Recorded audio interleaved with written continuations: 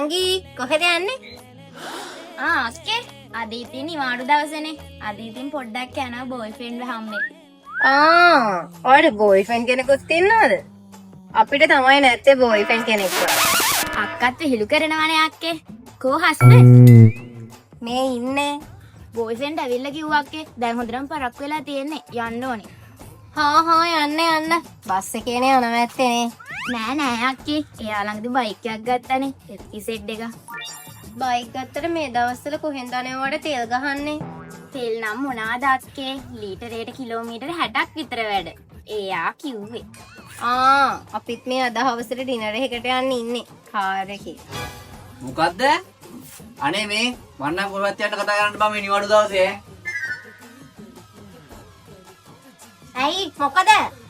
අනේ මේ දෙන QR කෝඩ් එකෙන් තෙල් ගහලා වැඩට යන්නම් මදි. දවස් දෙකක් ගියේ බස් එකේ. ඔයා මේ මගුලක් කතා කරන නිවාඩු දවසට. මගේ කරුමෙට ඔය තමසාගේ මිනිහෙන් මං කසාද මැද ගත්තේ. අම්මා කිව්වා බලනවා මේ නංගි කොල්ලා. අයියෝ රණ්ඩු වෙන්න එපා අක්කේ. මන්නම් කියන්නේ අයියට එපිසෙඩ් එකක් ගන්න. කොහොමත් ඉතින් වැඩි නෑනේ. මාත් හරි ආසයි යන්නේ එපිසෙඩ් එකකට.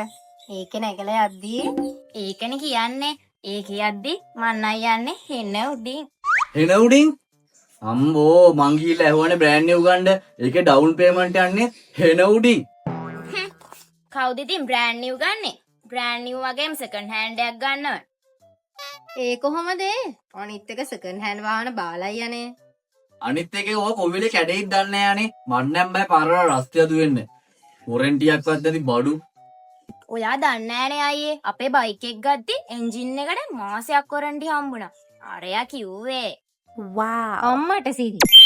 ඒ කොහෙද?